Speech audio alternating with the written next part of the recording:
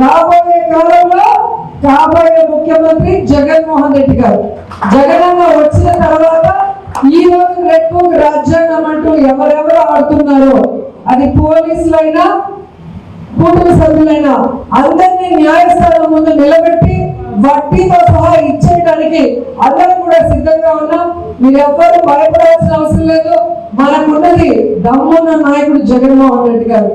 ఆయన మనసులో ఒకసారి తలుచుకుంటే, ఆంజనేయ స్వామికి తలుచుకుంటే ఎంత బలం వస్తుందో అంత బలంతో మనం ఈ కూటమి ప్రభుత్వాన్ని కూకటి వేలతో పెగిలించేయచ్చు. ఎందుకంటే ఈ రోజు అన్న చెప్పినట్టుగా మనం గౌరవంగా గర్వంగా గ్రామాలకు వెళ్ళగలుగుతున్నాం. ఎందుకంటే ప్రతి ఇంటికి మంచి చేశాం, ప్రతి మనిషికి మంచి చేశాం కాబట్టి మనని ఎవరు కూడా మాట్లాడే పరిస్థితి లేదు. కానీ కూటమి ప్రభుత్వంలో ఉన్న వాళ్ళు ఈ రోజు గ్రామాల్లోకి ధైర్యంగా వెళ్ళలేకపోతున్నారు. మేము ఇది చేస్తామని చెప్పలేకపోతున్నారు.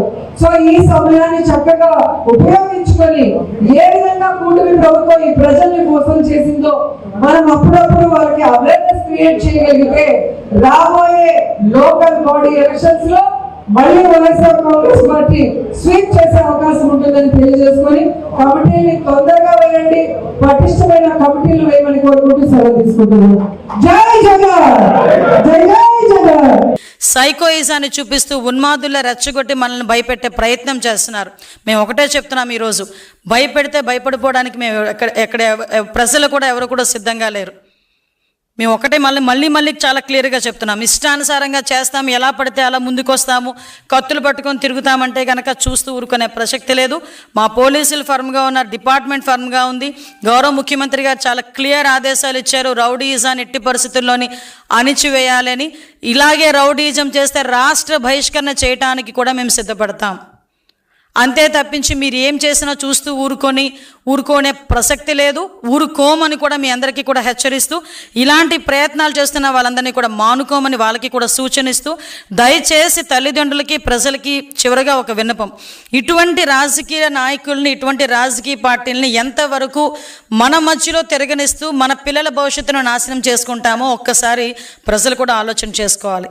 మళ్ళీ చెప్తున్నా, ఇలాంటి రాజకీయ నాయకులు వెనకాతల మన బిడ్డల్ని పంపించేటప్పుడు ఆ బిడ్డల తాలూకా భవిష్యత్తుకి భరోసా ఉండే నాయకుడు వెనకతలు పంపించాలి తప్పించి ఇలా కత్తులు పట్టుకుని తిరిగే నాయకులు వెనకతలు పంపిస్తే నీ బిడ్డ భవిష్యత్తు నాశనం అవుతుంది.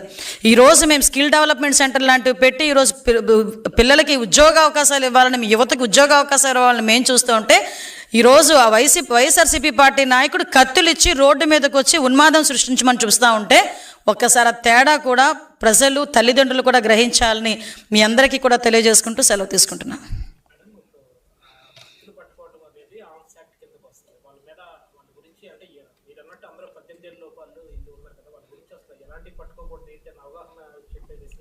అసలు ఏమంటానంటేనండి, ఇప్పుడు జనరల్గా ఒక రాజకీయ నాయకుడికి ఒక ఇప్పుడు మా నాయకుడే ఉన్నారు, మేము తప్పు చేశామంటే అది ఎటువంటి పొజిషన్లో తప్పుగా మాట్లాడినా కూడా మీరు తప్పుగా మాట్లాడుతున్నారు, మీరు సరిదిద్దుకోండి, ఎందుకంటే మన మాట కొన్ని కోట్ల మంది ప్రజలు వింటారు. సో దానికి మాకు మాట మాట్లాడేటప్పుడు దానికి ఒక అర్థం ఉండాలి, అవతల వాళ్ళు యాక్సెప్ట్ చేయాలి అని చెప్పి మా నాయకుడు మాకు చెప్తారు. ఈరోజు 17 సంవత్సరాల కుర్రోడికి రోడ్డు మీదకి వచ్చి కత్తి పట్టుకుని చేతిలోకి వచ్చి నువ్వు నరికి అక్కడ రక్తాభిషేకాలు చేస్తూ ఉంటే కనీసం బయటకు వచ్చి మీరు ఎందుకు చేస్తున్నారు అని అలా అడగకపోగా కనీసం దాన్ని సమర్థించే విధంగా ఈరోజు మీరు ఒకటి చూశారు, రప్పా నరిగితే తప్పేంటి, గంగమ్మ జాతరలోని పొట్టేలు నరికినట్టే రప్పా నరుగుతామంటే తప్పేంటి అని ఆ నాయకుడే అలా మాట్లాడుతూ ఉంటే ఆ కిందన ఆ పార్టీలో ఉన్న కొంతమంది అలాంటి చేయడంలో ఒకసారి అర్థం చేసుకోవాలి మనం కూడా. ఈరోజు పిల్లల భవిష్యత్తు అండి, చిన్న పిల్లల భవిష్యత్తు నిజంగా చాలా బాధ అనిపిస్తుంది. ఇంటర్మీడియట్ చదువుకొని డిగ్రీలు చదువుకున్న వాళ్ళు ఈరోజు జైలు పాలయ్యారండి. వాళ్ళ తల్లిదండ్రులకు ఎవరు సమాధానం చెప్తారు? వాళ్ళ తల్లిదండ్రులకు తెలుసా ఇలా రోడ్ల మీద కత్తులు పట్టుకుని వెళ్తున్నట్టు? కానీ సరే మనం చేస్తున్న పని ఇది తప్పు అని చెప్పుకోలేని నాయకుడా నేను అడుగుతున్నా. దానికి నిజంగా చెప్పాలి, ఆ రాజకీయ పార్టీ తాలూకా నాయకుడు, ఆ వైఎస్ఆర్సీపీ పార్టీ తాలూకా నాయకులు సమాధానం చెప్పాలి దీనికి. ఈరోజు ఇంతమంది భవిష్యత్తుని జైలు పాలు చేసిన వాళ్ళందరికీ కూడా వారు సమాధానం చెప్పాల్సిన అవసరం లేదా? కుటుంబాలకి ఉందా లేదా? వాళ్ళ కుటుంబాలకి ఏం సమాధానం చెప్తారు? వాళ్ళ కుటుంబాలకు సమాధానం చెప్పడానికి అని చెప్పి వాళ్ళ వెనకత్తల మళ్ళీ ఏదో ర్యాలీ చేస్తారు కదా, సంథింగ్ సానుభూతిగా, వాటి దగ్గరికి వెళ్తారా? ఏ మొహం పెట్టుకుని వెళ్తారు? ఒక్కసారి ఆలోచన చేసుకోవాలి కదా. బిడ్డల భవిష్యత్తు. ఒక తల్లిదండ్రులు 17-18 సంవత్సరాల పిల్లడికి వచ్చినాయి అంటే ఇంకో 3 సంవత్సరాలు నాకు అందొస్తాడు, నేను పడ్డ కష్టం అంతా నా కొడుకు తీరుస్తాడు, నా కొడుకు నన్ను చూసుకుంటాడని ఆనందంగా ఉన్న తల్లిదండ్రులకి ఇలాంటి జెండాలు చేతిలో పెట్టి కత్తులు చేతిలోకి ఇచ్చి జైలు పాలు చేస్తూ ఉంటే ఆ కుటుంబానికి ఏం సమాధానం చెప్తారు నేను అడుగుతున్నాను ఈరోజు.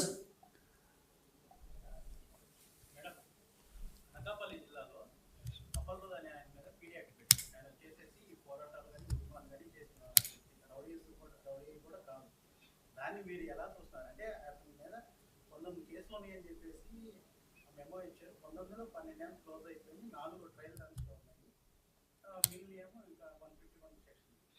అంటే విషయం ఏంటంటే ఈరోజు అటువంటి పరిస్థితి వచ్చింది అనుకునేటప్పుడు పోలీస్ దగ్గర ఫుల్ రికార్డ్ ఉంటుందండి. పోలీసులు అంటే దానికి కూడా ఒక పీడీ యాక్ట్ పెట్టేదానికి కూడా ఒక ప్రొసీజర్ ఉంటుంది. ఆ ప్రొసీజర్ ప్రకారం తీసుకెళ్ళకపోతే కోర్టులు కూడా ఒప్పుకోవు కదా. యాజ్ పర్ ప్రొసీజరే పోలీసులు చేస్తున్నారు.